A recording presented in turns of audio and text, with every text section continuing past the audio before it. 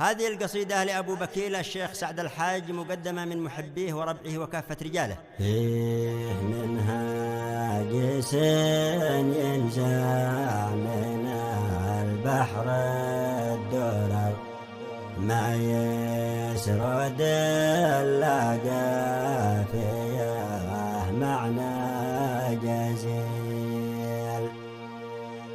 تقدر للذكرى معزة وفخر، واقصد بها عز الرجال أبو بكيل.